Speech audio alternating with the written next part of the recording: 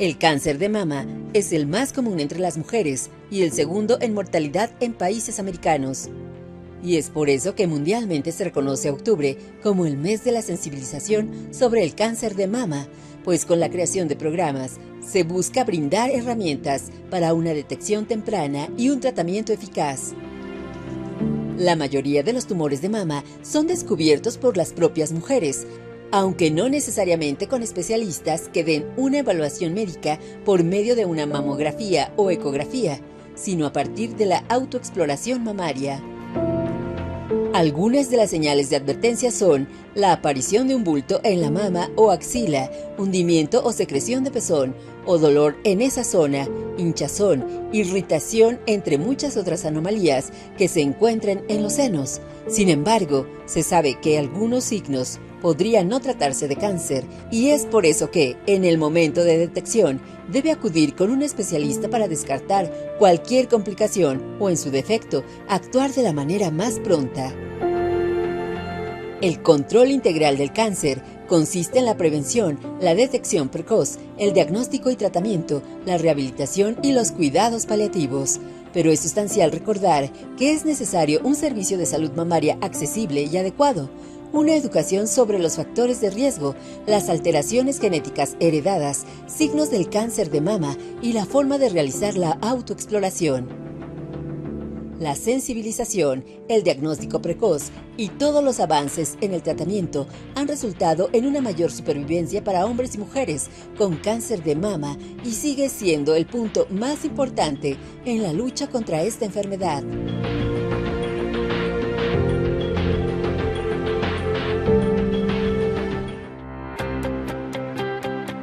Bienvenidos a su programa favorito, Salud en Casa, donde traemos a los mejores especialistas para que lleven hasta su hogar los temas más actualizados en salud. Hoy vamos a hablar sobre cáncer de mama y para eso tenemos al doctor Rodrigo Serrano Ortiz, cirujano oncólogo. Bienvenido, doctor. Mucho gusto, es un placer. Platíquenos realmente qué es el cáncer de mama. Bueno, el cáncer de mama es un tema muy importante en nuestro país y bueno, a nivel mundial también, porque es la principal causa de cáncer en la mujer. Sí. Todavía hace ya algunos años, más o menos como en el 2005, era la segunda causa de cáncer en la mujer y la primera causa era el cáncer cervicouterino. Pero ya actualmente, desde entonces, el cáncer de mama es la primera causa de mortalidad incluso para las mujeres. Pero no solamente se presenta en mujeres, ¿verdad? También en hombres. Así es. Es un cáncer mixto para ambos géneros, pero digamos que la verdad es que no impacta tanto la presentación del cáncer de mama en el hombre, aunque se puede presentar. Tenemos más o menos una experiencia de unos 11 casos de cáncer de mama en hombres. Entonces, la verdad es que es muy poquito, si hablamos de una población muy amplia, es muy poquito, pero claro que se debe de considerar, ¿no? ¿Y existen las mismas complicaciones si se presenta en hombre que en mujer o hay alguna diferencia? No, así es la misma evolución, los tratamientos de hecho son muy parecidos. Es muy probable incluso que si llega a haber un diagnóstico de cáncer de mama en el hombre, pueda estar en una presentación incluso hasta más avanzada. Esto tiene que ver mucho porque el volumen de lo que vendría siendo la mama en el hombre es mucho menor. Entonces, claro, aún con tumores más pequeños, el crecimiento puede invadir más pronto, digamos, ¿no? ¿Y hay diferentes tipos de cáncer de mama, doctor? Sí, el más común es un cáncer que se llama carcinoma canalicular, pero esto se presenta alrededor como del 85% de los casos. El otro 15% de los casos son otras variantes de cáncer de mama, que podríamos decir que ese porcentaje tiene variantes que son menos agresivas. La más agresiva va a ser principalmente esta que mencionábamos, que es la más común, que es el cáncer, el carcinoma canalicular. ¿Bien? ¿Y cualquiera de estas variantes podría diseminarse a otros órganos? Sí, todas se pueden diseminar, pero hay variantes que no tienen esa predilección para hacerlo, ¿no? Hay variantes que se llaman carcinoma mucinoso, carcinoma papilar, carcinoma medular. Son variantes que no dejan de ser de la mama, pero que no tienen esa habilidad para diseminarse. Ahora, todo también depende del grado de avanzado en que se detecte, ¿no? Porque aún la variante más común, que es el carcinoma canalicular, si se detecta muy a tiempo, tampoco tendría por qué tener esa habilidad de diseminarse. Por eso tan importante que en este mes hagamos conciencia sobre el cáncer de mama, ¿verdad? Así es. Existen las clasificaciones por etapas en todos los cánceres, no es la excepción del cáncer de mama.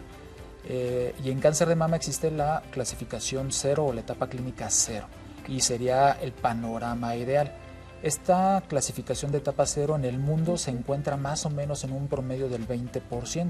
Desafortunadamente en México no es así. La tenemos más o menos como en el 2-5% de los casos, ya muy optimistas, la tenemos en ese porcentaje. Entonces esto habla también de una manera indirecta que tenemos una baja detección de cáncer temprano. Claro. Que sobre todo las mujeres no acuden a sus exámenes con periodicidad.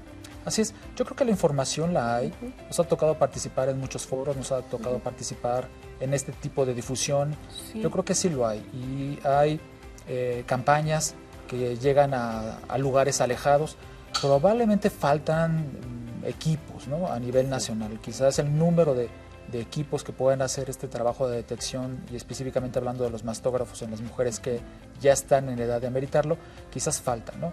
Pero yo creo que sí hay el acceso como para que lo pudiéramos hacer, y todo este tipo de campañas son gratuitas, ¿no? ¿Y cuáles son los grupos de riesgo, doctor? Se debería de considerar cuál es la edad más frecuente de que se presente el cáncer de mama, y en nuestra población es alrededor de los 52-53 años de edad. Esta edad, de hecho, es 10 años más joven que el promedio en el mundo, ¿sí? En la población latina. Debemos de considerar varios aspectos. El ser mujer es el principal, ¿no? Claro. Ya hablamos al principio de que es un cáncer mixto que se puede presentar en los hombres, pero el 99% de la población afectada con cáncer de mama es mujer. Ya nomás entonces, por ser mujer y tener una expectativa de vida hoy en día que puede ser alrededor de los 78 años en el país, estamos en el grupo de riesgo. Estamos en el grupo de riesgo. El segundo factor de riesgo va a ser la edad, y ya lo mencionamos que va a ser el promedio, 52 años más o menos. Y desafortunadamente el tercer factor de riesgo más común en nuestra población es el sobrepeso y la obesidad. Y ya hemos estado ahí ganándose el primero o segundo lugar deshonrosamente con Estados Unidos, ¿sí? Pero es el factor de riesgo, el tercer factor de riesgo más común. Puede haber algunos otros factores de riesgo que se pueden mencionar, que son factores de riesgo que se vienen mencionando de manera tradicional, pero con esos tres es más que suficiente en nuestra población.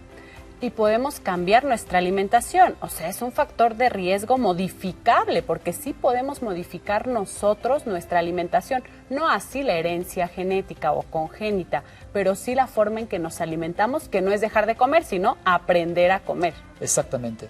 El 90% del cáncer de mama es una cuestión propia, o sea, es un factor de riesgo adquirido propiamente, o sea, no es una cuestión de herencia. Entonces esto pues impacta precisamente en tener estos factores que pueden ser modificables, pues vamos a impactar en que no sea una cuestión que le llamemos de mala suerte, sino que nosotros mismos estamos generando, ¿no?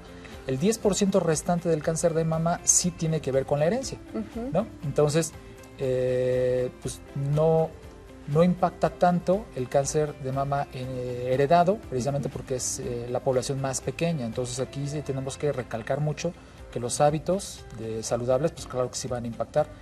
Incluso si una mujer tuviera esa predisposición genética a desarrollar cáncer de mama, ¿podría disminuir el riesgo si tiene una alimentación adecuada y por ende un peso adecuado y bajo porcentaje de grasa, doctor? Puede influir, mas sin embargo, desafortunadamente lo traen los genes. Entonces hay genes los cuales se llaman en abreviaciones VRCA, BRCA, o BRCA que le pronuncian algunos, 1 y 2. Estos genes precisamente los tenemos, y si los heredamos, ¿sí? Porque tenemos esa predisposición, desafortunadamente con tener una de las dos copias que tenemos de estos genes heredada, tenemos un 80% de posibilidades de desarrollar el cáncer de mama, aunque no tengamos otro factor. Desafortunadamente, ¿no? ¿Y cómo podríamos saber si estamos en ese 10%? ¿Solamente si nuestra mamá o abuela, la línea directa, o también nuestras tías han tenido o presentan cáncer de mama? Principalmente vamos a sospechar que pudiéramos estar en un escenario familiar de herencia de cáncer cuando hay varios casos de cáncer, pero no casos, digamos, por decir unas asociaciones de cáncer de pulmón, cáncer cervicouterino y eso. Hay cánceres que pueden estar vinculados genéticamente. Entonces, si una persona llega y me dice, es que mi mamá tuvo cáncer de páncreas. Vejiga, o de páncreas. De páncreas. Y tiene cáncer de colon, otro familiar.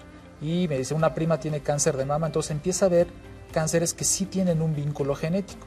A diferencia de un cáncer de pulmón, en donde es más por una cuestión de hábito, un cáncer cervicouterino, en donde es más por una cuestión de una infección por virus del papiloma, entonces no tienen asociación con cáncer de mama. Entonces podemos tener un entorno familiar con cáncer, pero no necesariamente que esté vinculado genéticamente. Habría que hacer un análisis de cuáles son esos cánceres que se están presentando en la familia para ver si tienen una asociación unos con otros. ¿Y qué señales de advertencia puede notar esta mujer para ver si tiene ese riesgo más aumentado, doctor? Tener cáncer en primer grado, un familiar de primer grado, cáncer de mama, tener un familiar con cáncer de mama y otro familiar con cáncer de ovario, tener un familiar hombre con cáncer, es más una cuestión también que tenga que ver con herencia, y tener más de 2 generaciones seguidas con un cáncer de mama o cáncer de ovario. Sería esa cuestión para tener un riesgo más elevado de presentarlo de manera familiar.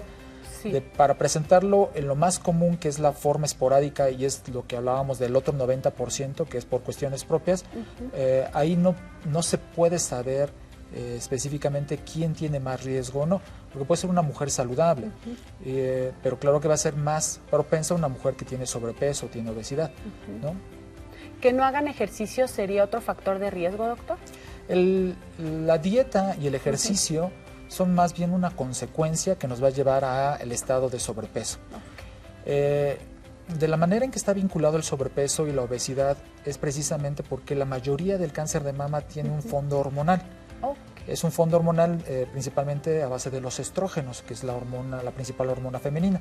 Sí. Entonces, el sobrepeso y la obesidad pueden producir más hormonas femeninas porque se deriva principalmente, los estrógenos se derivan de esa materia prima de grasa. De grasa, claro, son de base lipídica las hormonas. Exactamente, entonces para irse transformando por procesos enzimáticos a un estrógeno X, ya sea estradiol, estrona o estriol. No solamente por esa vía, sino que además también el sobrepeso y la obesidad se considera como estar todo el tiempo inflamado. Claro. ¿Sí? Le consideramos como un estado proinflamatorio que también además produce sustancias, ¿sí?, que con nombres científicos se llaman aponectina, se llama factor de crecimiento parecido a la insulina, que pueden favorecer en las células que se transformen a una célula cancerosa. Entonces, el exceso de grasa aumenta la secreción de hormonas y eso puede aumentar la probabilidad de presentar cáncer. Así es. En una de las líneas. Así es. Pues hay que cuidar nuestra alimentación, doctor. Vamos a seguir platicando de esto en el siguiente bloque. Quédense aquí con nosotros en su programa Salud en Casa porque este tema está, pero súper importante. Cáncer de mama. Hoy aquí en Salud en Casa.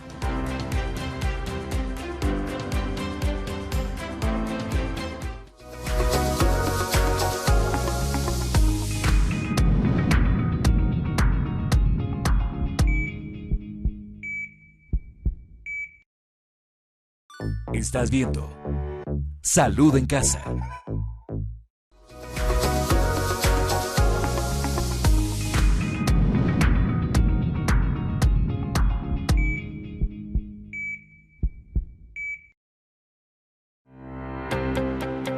Ya estamos de regreso en su programa favorito, Salud en Casa. Hoy estamos platicando sobre cáncer de mama. Ya nos platicaba el doctor qué es el cáncer de mama y los grupos de riesgo en el bloque anterior. Pero vamos a seguir platicando con él sobre este tema importantísimo para nuestra salud, sobre todo para las mujeres, pero no quedan exentos los hombres. Platíquenos, doctor, ¿cuál es el tratamiento cuando ya se diagnostica cáncer de mama? El tratamiento es multimodal, o sea, incluye varias formas de tratamiento. Quisiéramos que la mayoría de las pacientes se trataran solo con una modalidad. Ojalá llegue a algún punto en donde lo podamos hacer de esa manera. El tratamiento de la cirugía es el pilar, digamos, del tratamiento del cáncer de mama. No debe haber prácticamente ninguna paciente que no tenga que ser sometida a la cirugía. La cirugía no necesariamente tiene que ser una cirugía extensa, puede ser una cirugía parcial, a lo que llamamos hoy en día cirugía conservadora de la mama. Sí. Desafortunadamente en el país andamos alrededor como del 30% de cirugía conservadora y el otro 70% de las mujeres que son operadas por cáncer de mama tienen que ser pues sí, desafortunadamente mutiladas con la mastectomía, ¿sí? Pero no solamente es el único tratamiento, existen tratamientos de quimioterapia, existen tratamientos de radioterapia, hay tratamientos de inhibición hormonal, justamente por lo que comentábamos anteriormente. ¿Qué es lo que desencadena el Ajá. desarrollo del tumor como tal? Exactamente, las cuestiones hormonales desarrollan el cáncer, entonces una forma también de combatir el cáncer de mama es inhibir que la mujer produzca hormonas a través de diferentes fármacos. Y hoy en día, no solamente para cáncer de mama, hay otras terapias a las cuales llamamos terapias blanco. Estas son terapias pues, que sí han venido a revolucionar el tratamiento del cáncer en general y son fármacos que específicamente van y actúan en puntos que pudieran estar sobreexpresados en una célula cancerosa y tienen esa afinidad por ser selectivos. ¿Sí? Es como una especie de terapia personalizada a la célula cancerosa, aunque no dejan de tener algunos efectos también colaterales en la persona, ¿no? ¿Y de qué depende el tratamiento? ¿De la etapa en que se encuentre la mujer, hablemos en términos generales, que se diagnostica con cáncer de mama? Así es.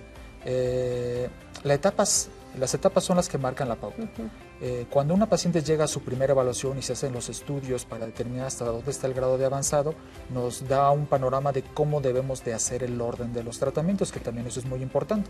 No todas las mujeres se empiezan operando y no todas las mujeres empiezan con quimioterapia. La etapa 0 que mencionábamos ya también anteriormente sería el escenario ideal para diagnosticar a una paciente, porque esta etapa 0 se llama cáncer in situ. De cualquier variante que podamos hablar de cáncer de mama, sí, específicamente más es a cáncer canalicular y cáncer lobulillar, que son dos variantes las más comunes. La etapa 0 es un cáncer in situ, que quiere decir que este cáncer no ha rebasado una membrana que tienen las células y entonces al no rebasar esta membrana no tienen capacidad para diseminarse a otras partes del cuerpo. Estamos a tiempo en esa etapa. Exactamente, entonces este cáncer in situ tendría más del 95% de posibilidades de ser curados solo con la cirugía. Y a veces en esta etapa el tratamiento complementario es solamente inhibir la cuestión hormonal. Y cuando se inhibe esta cuestión hormonal, doctor, ¿en mujeres jóvenes se adelanta su menopausia? Es una inhibición hormonal casi siempre temporal y parcial, porque no la inhibimos completamente y solamente hacemos un bloqueo hormonal completo en aquellas mujeres que tienen más riesgo de tener una recurrencia del cáncer. Y ahí sí usamos varios medicamentos en donde sí le anticipamos la menopausia, pero digamos de manera transitoria, porque una vez que se suspende el tratamiento, porque estos tratamientos tampoco son de por vida, la mujer, y más si todavía está en edad reproductiva, puede recuperar sus periodos menstruales y su estímulo hormonal normal. ¿Incluso podría ser mamá después de haber tenido cáncer de mama, doctor? Así es. Antes, de manera como tradicional, se prohibía que una mujer que había padecido cáncer de mama, después de haber terminado su tratamiento, se embarazara por esto de los ajustes hormonales que también pueden estar asociados con el embarazo. Hoy en día ya se ha visto que no está contraindicado. Y el que una mujer se pueda embarazar después de ser diagnosticada con cáncer de mama, su pronóstico no va a depender de que se haya embarazado, sino va a depender de que no termine el tratamiento. Entonces, el tratamiento que le corresponda a la etapa a la que haya sido diagnosticado. Porque como el tratamiento no es tan corto, a veces puede ser un tratamiento que puede durar 6 años, 7 años en promedio. Entonces, si durante estos 7 años la mujer se embaraza, no va a completar el tratamiento porque todos los fármacos que se utilizan para los tratamientos de cáncer de mama están prohibidos cuando hay un embarazo. Entonces, esto hace que la mujer quede en un tratamiento inconcluso y esto pues favorece a que le regrese el cáncer. Y nos saltamos cómo se diagnostica el cáncer de mama, porque nos fuimos al tratamiento y ya las etapas, pero ¿cómo se diagnostica, doctor? Lo ideal sería diagnosticarlo asintomática, ¿sí? Y esto lo haríamos precisamente con la mastografía. La mastografía, su verdadero uso y su más valioso uso más bien, es la detección. Porque si una mujer llega ya con un nódulo, una bolita en la mama, pues ya, y que se palpe además, pues ya no, la mastografía ya no va a ser el mejor método para el diagnóstico, sino va a ser probablemente la biopsia, probablemente. Pero lo mejor sería que la mujer llegara a hacer sus estudios asintomática, porque ya le toca, ¿sí? Y le tocaría a partir de los 40 años. No es que esté prohibido antes de los 40 años la mastografía, sino que a veces nos aportan menos datos útiles, entonces por eso no la hacemos. Pero si a partir de los 40 años el tejido mamario con los niveles hormonales que empiezan a descender, el estudio nos es más útil, por eso lo practicamos después de esa edad. Entonces, ¿Y con qué frecuencia, doctor, después de los 40? Anual. Anual. Evidentemente, si hay una mujer que tenga más riesgo, ¿sí? Que tenga ese contexto familiar, que tenga ese contexto hereditario, entonces puede ser que existan recomendaciones especiales. Sí. Pero digamos que para la población en general, con hacerlo una vez al año es más que suficiente. Algunos recomiendan que pueda ser cada 2 años, pero yo creo que se evalúa de manera particular. Sí. No creo que podamos hacer nosotros esa recomendación y más teniendo estos foros, porque desafortunadamente andamos más o menos como en el 30% de la población de riesgo, que serían las mujeres arriba de los 40 años, Sí. que es la que va a hacerse su detección. Entonces, tenemos todavía mucha población que no se lo hace. Y si les empezamos a decir Que se lo hagan menos frecuente, no lo van a hacer. No lo van a hacer. Y aparte pensamos programarlo cada año, pero entonces ya ese año se convierte como en año y medio, y si Sí. no nos toca en la campaña, y si ahorita estamos en contingencia y no podemos salir, Claro. entonces, bueno, se va prolongando el tiempo. Entonces lo Exactamente. programamos cada año. Cada ¿Es el año. único método diagnóstico, doctor? No, claro que si ya tenemos una mujer que tiene un nódulo palpable, pues en ese momento pues, se puede proceder a una biopsia, y más si tiene factores de riesgo. Todas las mujeres que tengan ya más de 50 años, debemos de pensar, yo utilizo la frase mal por el bien de ellas. O sea, Claro. pensar de que lo va a hacer, ¿sí? Para poder tomar pasos adelantados y tratar de pensar que el diagnóstico lo tenemos que descartar como prioridad. Tenemos pacientes muy jóvenes, tenemos pacientes de 20 años, quizás las podamos contar con una mano, afortunadamente, en lo que a mi experiencia me ha tocado, pero la sospecha de cáncer en una mujer más joven pues va a ser en una lista, esta va a estar formada mucho después a lo que va a ser una mujer de más de 50 años. El primer diagnóstico con una bolita en el seno va a ser cáncer. Entonces, hay otros métodos como la biopsia, pero para detectarlo, pues sí tendría que ser la mastografía. O para confirmarlo ya sería la biopsia también, biopsia. ¿verdad? O sea, van Sí. progresando esos métodos diagnósticos. Así es, exactamente, la sospecha se puede dar por la mastografía y ya el diagnóstico confirmatorio se haría mediante una biopsia. Hoy en día no es necesario hacer biopsias abiertas, ya hay métodos guiados por ultrasonido, en donde los radiólogos son intervencionistas, son los que se encargan de este proceso, de guiar una biopsia a través de una aguja especial que hace un corte dentro del tumor, no contamina, no disemina, y es un método seguro precisamente si se confirma el diagnóstico de cáncer, de que no se hizo contaminación a otra parte del seno. ¿Y hay tumores benignos que se puedan confundir, bueno, o diagnosticar como malignos y que no lo sean ya con la biopsia? O sea, ¿nos Sí. puede ayudar esa biopsia a corroborar o a descartar? Sí, son pocos los tumores benignos que tienen un comportamiento que simula un cáncer. Entre ellos puede ser un tumor que se llama tumor Filodes. Este puede tener un comportamiento agresivo porque crece y hace muchos cambios a nivel de la mama que pudieran simularnos un cáncer. Y otro es una especie de inflamación de la mama que se llama mastitis janto-granulomatosa. También puede ser un gran simulador de cáncer porque afecta a la piel y hace que se vea ulcerada, que tenga cambios de coloración, a los síntomas como por ejemplo hemos mencionado de que pueden ser sugestivos de cáncer de mama, que esa es otra parte también para hacer el diagnóstico, los datos clínicos, ¿no? Claro, ¿cuáles son esos signos y síntomas, doctor, que nos pudieran prender la luz de que pudiéramos tener cáncer? Cáncer de mama. El 90% de las mujeres que se lo autodetecta es por un nódulo. ¿Sí? Entonces, cualquier nódulo debemos de considerarlo sospechoso. Ya mencionaba que quizás en un orden de acomodo diferente en la lista de diagnósticos a descartar. ¿Solo en la mama o también en la axila, cerca del cuello, la clavícula? Lo más frecuente es que fuera en la mama. Ok. Son excepcionales los casos que pudiéramos tener un nódulo a nivel de la axila y estos nódulos son los que llamamos los ganglios. Entonces, el síntoma más frecuente va a ser un nódulo palpable, pero puede haber otros como cambios de coloración, a lo que llamamos piel de naranja, que es asemejar un poquito más a la coloración propiamente de la naranja, es a las características de la cáscara que se ve como gruesa y porosa. Y en una persona se ve como una piel rosada, gruesa y porosa. Eso sería un signo también sospechoso de cáncer de mama. Hundimientos del seno es otro dato. Abultamientos también, que se vean como chipotes, sería otro dato.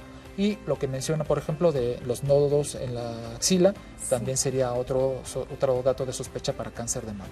Cualquier cambio que notemos en nuestras mamas es un signo de alerta. Así Más es. vale prevenir que lamentar. Así Entonces, es. más vale acudir con nuestro ginecólogo para prevenir y ya no terminar con el oncólogo, ¿verdad, doctor? Así es. Bueno, vamos a seguir platicando sobre este tema en el siguiente bloque. Perfecto. No se vayan y quédense con nosotros platicando sobre el cáncer de mama aquí en su programa favorito, Salud en Casa.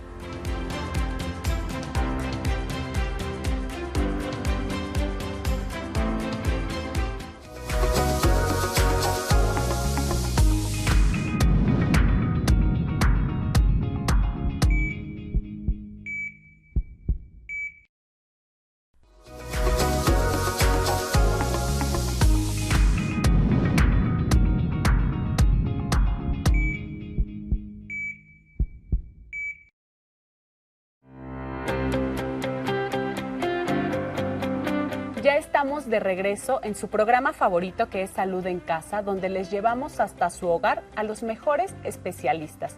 Y hoy estamos hablando sobre cáncer de mama. Ya platicamos de qué es el cáncer de mama, cómo se desarrolla, cómo se diagnostica y también un poco del tratamiento. Pero vamos a hablar de un método de prevención y de diagnóstico también, la autoexploración. Platíquenos, doctor, ¿cuál es la técnica adecuada para realizar la autoexploración? La autoexploración debe ser el método de que la paciente o la mujer en general deba de estar practicando como rutina, como la medida propia para hacer ese diagnóstico. Quisiéramos que todas las mujeres nos llegaran diciéndonos que tienen un nódulo, pero puede haber en estos intervalos entre citas que esto se pueda desarrollar. La autoexploración la deben de hacer las mujeres cada mes. Tampoco es necesario que vivan con la angustia de que todos los días se tengan que estar autoexplorando.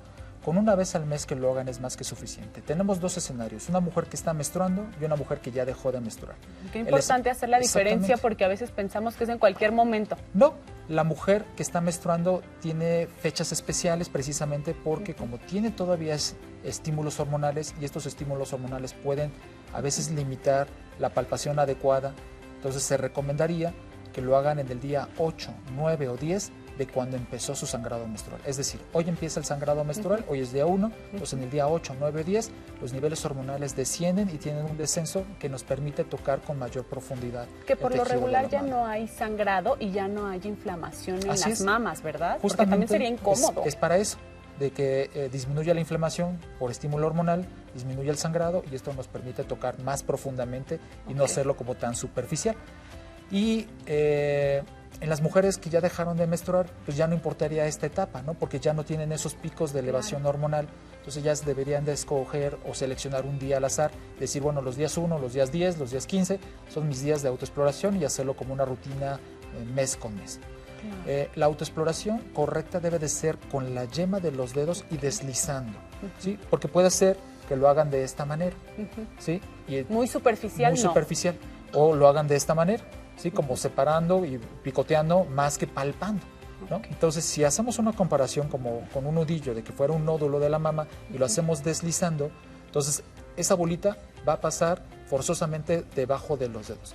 No importa la dirección, puede ser vertical deslizando, puede ser horizontal deslizando, mientras que sea con este método de deslizamiento. Yo no recomiendo mucho que lo hagan de manera circular, como casi siempre es como la generalidad, porque puede ser un poco más difícil. La posición adecuada debe ser con el brazo levantado, precisamente para que esto haga que el seno tenga una extensión y se adelgace. Entonces nos permita precisamente poder tocar más fácilmente las bolitas, entre más pequeñas, mejor. No cuando ya tienen un tamaño más grande, que ya aunque no las palpemos ya son más obvias, ¿no? Y sería no solamente explorar la mama, sino también explorar la región de la axila, y aquí tenemos un hueso que se llama clavícula, explorar arriba de la clavícula y abajo de la clavícula, también en busca de estos llamados ganglios o nódulos. Es importante porque ya lo preguntaba hace rato, si solamente la mama, ¿no? También los ganglios puede ser un dato indirecto de alerta, un foquito de alerta. ¿Y en el pezón tenemos que identificar algún cambio, doctor? Hay un tipo de cáncer especial en la mama que se llama enfermedad de Payet. Esta enfermedad de Payet da cambios a nivel del pezón. Lo hace ver como si estuviera rosado, ¿no? Como más enrojecido y como que se está cayendo la piel o pelando, digamos, descamando, ¿sí? O sea, rosado de color y rosado de que se está descarapelando la piel, como lo decía, literal. Ambas. Sí, entonces ese es un tipo de cáncer, pero también puede haber secreción a través del pezón. Hay muchas formas de secreción, puede haber secreción transparente, verdosa, amarillenta, y todas este tipo de secreciones la verdad es que no generan sospecha, pero hay un tipo de secreción que sí debe de generar sospecha, es cuando sale con sangre, o sea, una secreción sanguinolenta, como le llamamos, a nivel del pezón, pueden ser dos causas. Una, que sea cáncer de mama, ojalá no, y la otra que sea un papiloma de los conductos, ¿no? Que sería el otro diagnóstico. ¿Algún olor a detectar también en la mama, doctor, o en este fluido? No, desafortunadamente no. Y otro síntoma que tampoco podemos tomar y que es un motivo muy frecuente de consulta es el dolor. El dolor desafortunadamente no está asociado con el cáncer de mama, solamente como 5% de los cánceres en general, el dolor lo causa específicamente el cáncer. Es muy frecuente que la mujer tenga dolor o una sensación de inflamación en el seno y que sea más bien por cuestiones hormonales a que sea por una cuestión de un tumor. Y la mayoría de las veces el dolor cuando ya hay un cáncer es una cuestión concomitante, es una cuestión simultánea, pero que no está relacionada una con otra. Uno por las cuestiones hormonales y el tumor sin generar propiamente el síntoma, ¿no? Y cuando ya detectamos alguna bolita, ya no importa si se mueve o no se mueve, si es grande o chiquita, en ese momento tenemos que acudir con el médico. Sí, tenemos que acudir. Claro que el médico tiene que hacer esa diferencia precisamente de si es pequeña, es grande, es dura, es blanda, es movible, no movible, tiene una consistencia irregular o los bordes son muy mal definidos, porque todo esto para nosotros como datos clínicos sí nos puede hacer un diagnóstico diferencial de que sea algo bueno o algo malo. Precisamente los tumores malos van a tender a ser duros, irregulares, no dolorosos, más fijos, y los tumores benignos van a ser todo lo contrario. O a veces pasa que se tapa algún poro, ¿verdad, doctor? Y entonces sí se siente esa bolita, pero no es cáncer. Así es. Casi siempre van a tener una consistencia más blandita. ¿Sí? Decimos que los tumores malignos tienen una consistencia pétrea, haciendo una semejanza a una piedra, ¿sí? Y eso lo distinguiría de un tumor benigno, ya sea propiamente un tumor, porque decir la palabra tumor no necesariamente quiere decir que estamos hablando de cáncer, sino decir bola, digamos, coloquialmente, ¿no? Se escucha menos agresivo. Sí. Entonces, puede ser un absceso también, y eso hace la diferencia porque por lo que mencionábamos de que el cáncer no duele, el absceso sí va a doler. Y puede ser que se toque muy tenso, muy firme, muy duro, pero genera dolor y enrojecimiento. Cierto. Y propiamente como tal el cáncer no genera esos datos de inflamación, ¿no? ¿Y acudiríamos con el ginecólogo, con el médico general, o ya lo buscamos a usted al oncólogo? Doctor, díganos a dónde vamos, por favor. Yo quisiera que me llegaran todos a mí, ¿no? Pero bueno, no. Se supone que todo esto tendría que ser por etapas, ¿no? Esa es la medicina ideal, ¿no? Sí. Porque de hecho toda la detección no depende de nosotros como especialistas oncólogos, ¿no? Cierto. Quisiéramos que precisamente todo se siguiera su curso como debe ser en la atención primaria, que fueran los médicos generales a los que les llegaran estas pacientes, que ellos sospecharan, que les hicieran sus estudios, y aunque no lo sospecharan, o sea, una mujer que llega a una consulta de medicina familiar con un problema de la gripe y tiene 60 años, no nos quitan nada preguntarle, ¿ya se hizo su mastografía? ¿Cuándo fue la última vez que se le hizo? ¿Hace 5 años o nunca me lo he hecho?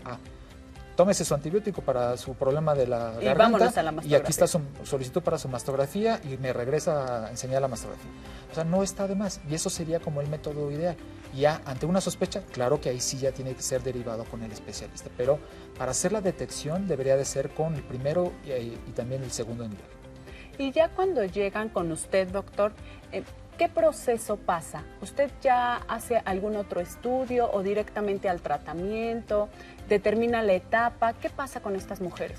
Toda paciente que ya llega con un diagnóstico de cáncer, estamos obligadísimos a determinar la etapa, porque de eso depende el tratamiento. Sí. Sabemos que la medicina privada, desafortunadamente, y menos que mal que lo comentemos así abiertamente, puede estar viciada, ¿no? Sí. Pero el orden de los tratamientos es muy importante. Entonces, yo soy cirujano oncólogo, entonces si a mí me llega una paciente, pues yo quisiera operarlas todas, ¿no? Sí, sé que las voy a operar, pero no es lo ideal, ¿no? O sea, si una paciente llega con una etapa avanzada y yo la opero, hice mal, porque puede ser que esté perjudicando su pronóstico. Entonces, siempre estamos obligados, ante que ya nos llega una paciente, determinar el grado de avanzado para ver el orden del tratamiento. Y muchas pacientes tienen que empezar por la quimioterapia para protegerlas de manera generalizada porque su tumor ya está avanzado y tiene el riesgo de a lo mejor ya haber contaminado ganglios, a lo mejor ya contaminar un pulmón, hígado, etcétera.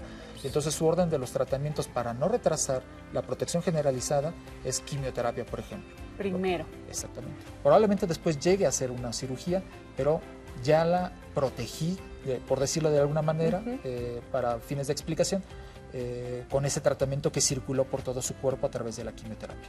¿Y qué hace la quimioterapia como tal en todo el cuerpo que nos ayudaría a prevenir o a proteger que se disemine? La quimioterapia actúa en aquellas células que están sufriendo un proceso de recambio. Todas las células de nuestro cuerpo sufren ese proceso de recambio. La diferencia con las células cancerosas es que las células cancerosas lo hacen más rápido.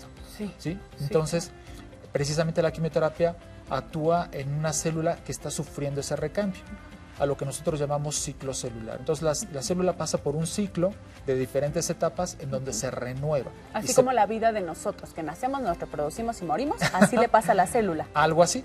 Y al momento en que se renueva, se forman dos células, pero una célula que tiende a ser la célula vieja, digámosle, sufre un proceso de desecho, ¿no?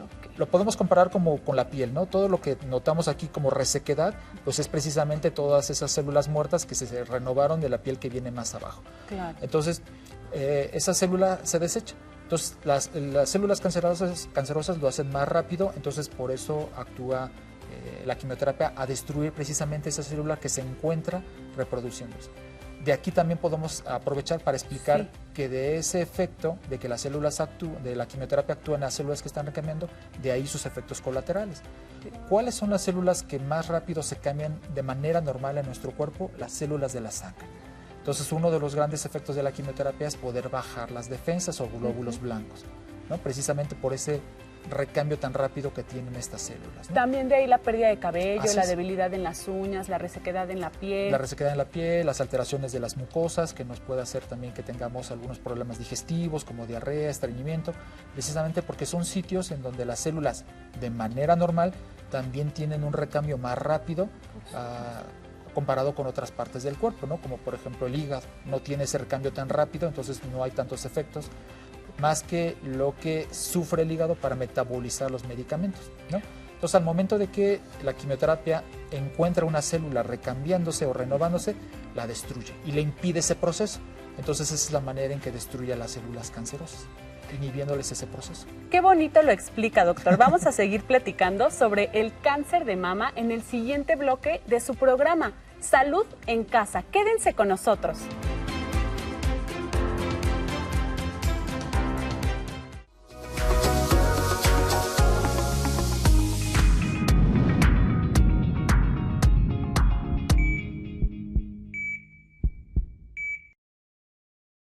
Estás viendo Salud en Casa.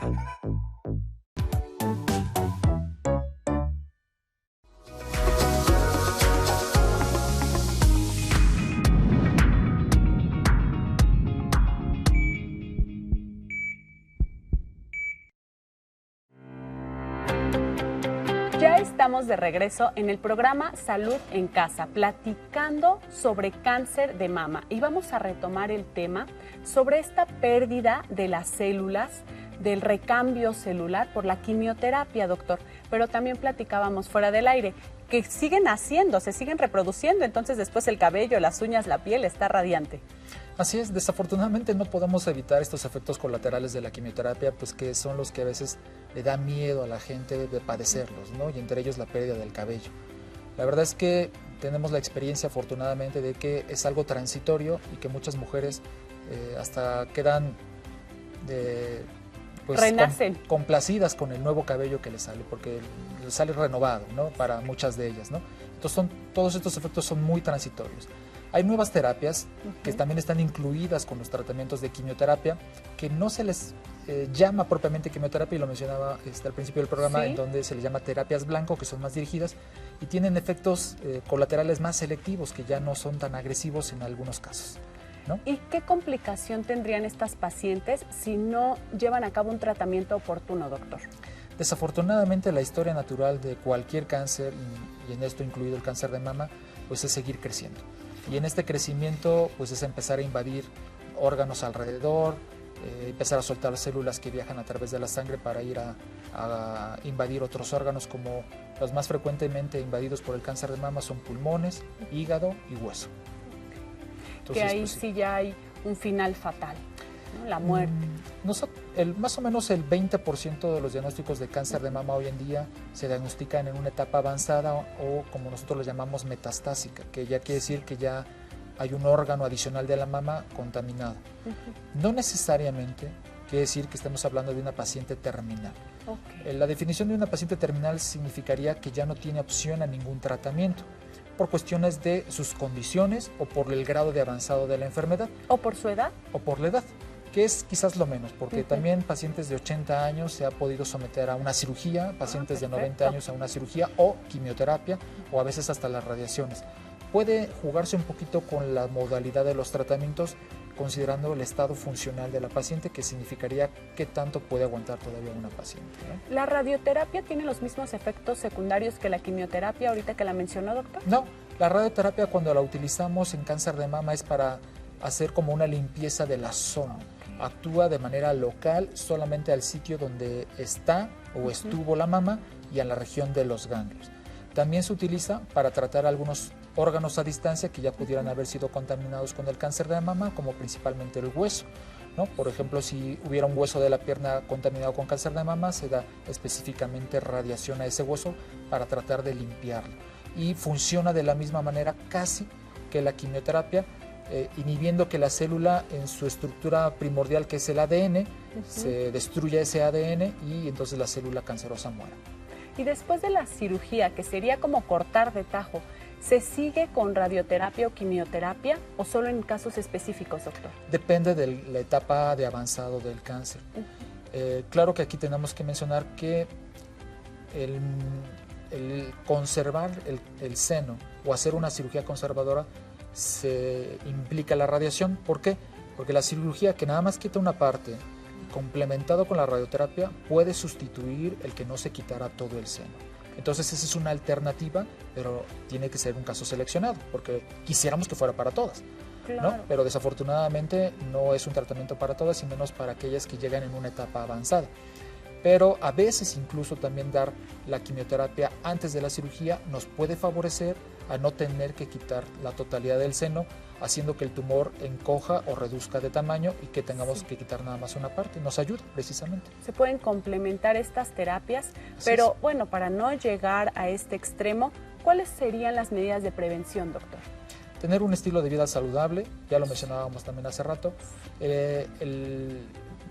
hacia tender a evitar el sobrepeso y la obesidad. ¿El mismo riesgo se corre con sobrepeso y con obesidad? Sí, sí. Desafortunadamente no se puede separar en qué punto del sobrepeso, porque tener 2 kilitos, 3 kilitos de más ya es sobrepeso. Sí, claro. Sí. Y se tiene que hacer un cálculo de índice de masa corporal, pero no se puede separar, decir, bueno, a partir de 3 kilitos de más ya tenemos un mayor riesgo. Esto también depende mucho de las cuestiones propias de cada persona, de que produzca o no más hormonas. Y también tomar en cuenta que no solamente son los kilos de más, sino los kilos de grasa extra, como nos mencionaba en el bloque anterior, que esa grasa es la que propicia que se aumenten las hormonas y entonces sea más fácil el desarrollo de cáncer. Así es. Sí. ¿Qué otra medida de prevención pudieran tomar sobre todo las mujeres jóvenes? Las mujeres jóvenes, tratar de estar conscientes de que ya no más por el hecho de ser mujeres les puede pasar en el transcurso de su vida, pero yo creo que lo que tenemos que resaltar mucho como medida de prevención es a tratar de hacer pues la autoexploración y tratar de seguir las recomendaciones de cuándo nos toca hacer la mastografía. La recomendación es a partir de los 40 años, ya lo mencionábamos. No estamos prohibidos de que si una mujer más joven tiene un hallazgo de un nódulo, a lo mejor se la tenga que hacer. Claro que esto justificado por un médico. Si llegan espontáneamente a un gabinete de radiología pidiendo una mastografía a una mujer de 20 años, no se la van a hacer. Sí, no porque le vaya a hacer daño, simplemente porque no está justificada por qué hacerla, ¿no? Y a lo mejor y no es útil. A partir de los 40 años, todos los años, la autoexploración una vez al mes, y la mastografía de hecho tampoco es de por vida, hasta los 70 años es la recomendación. Pero desafortunadamente si me llega una mujer que nunca se la ha hecho y si es su primera mastografía a los 69 años y me dice, ok, entonces ya a los 70 ya no me la hago, pues no, porque no tengo un precedente para decir que ha habido una evolución normal de su tejido, ¿no? Claro. Entonces quizás nos tengamos que extender. Entonces una mujer se la ha ido haciendo año con año con año y llega a los 70 años y tenemos un historial de que siempre su estudio ha salido normal, podemos dejar de hacerla a esa edad. ¿Y qué otros hallazgos se pueden encontrar con la mastografía, doctor? Porque pensamos que entramos y nos vamos a salir, nos van a decir que tenemos cáncer o no lo tenemos, pero ¿hay algún otro hallazgo? Claro, porque también podemos encontrar padecimientos benignos, que muchos de ellos, la mayoría de las veces, no necesitan un tratamiento cuando son hallazgos asintomáticos. La mayoría de los tumores benignos y el más frecuente, que es el fibroadenoma, la verdad es que no amerita ningún tratamiento a menos que sí genere alguna molestia o síntoma propiamente. Entonces podemos tener calcificaciones, quistes, fibroadenomas, adenosis, otros diagnósticos que son comunes de hallazgos en la mastografía, pero que no ameritan un tratamiento o no son relevantes. Y como medida preventiva, además de mejorar nuestro estilo de vida, ¿hay algún medicamento que ayude a prevenir el desarrollo de cáncer de mama? Desafortunadamente no. Desafortunadamente no. Hay un concepto que se llama quimioprevención, pero es para pacientes que ya tuvieron un cáncer de mama y lo tuvieron en esta etapa mencionada hace rato, etapa in situ, ¿sí? O etapa 0. Les damos un tratamiento para reducir el riesgo de un cáncer de mama contralateral. Si ya lo tuvieron de un lado, para reducir el riesgo que lo tengan del otro lado, pero alguien que no ha padecido cáncer de mama, no tenemos alguna terapia farmacológica que haga esa reducción de riesgo. Y en el caso de estas pacientes que pierden una mama, ¿podrían después embarazarse, como nos platicaba, pero podrían dar también lactancia materna? Sí, así es. La lactancia tampoco está prohibida. Incluso hay también cáncer de mama durante el embarazo y después del embarazo. Y aunque pudiera pasar desapercibido un cáncer que ya está y están lactando una mujer en la resolución de ese embarazo, no tiene riesgo de que haya transmitido a través de la leche materna células cancerosas que vayan a repercutir al bebé. Y la lactancia materna, a esta mujer que no tiene cáncer durante el embarazo y durante la lactancia materna le podría ayudar a prevenir el desarrollo de cáncer de mama, doctor? Se ha considerado de manera tradicional como un protector. Ajá. Y esto porque invierte un poquito el patrón de estímulo hormonal. Durante la lactancia, digamos que no hay tanta producción de estrógenos, y también por eso la mujer durante la lactancia tiene una ausencia de sus menstruaciones. Cierto. Entonces, precisamente al no tener un acúmulo de estrógenos en el tejido de la mama, pues esto disminuye el riesgo de poderlo padecer, ¿no? Cierto. ¿Qué consejo le daría usted a las mujeres jóvenes y a las mujeres adultas mayores, que son, digamos, los grupos de riesgo que menos estamos alerta, para que de verdad acudan a sus mastografías, para que realicen la prevención en casa? Que hoy en día el cáncer en lo general es curable.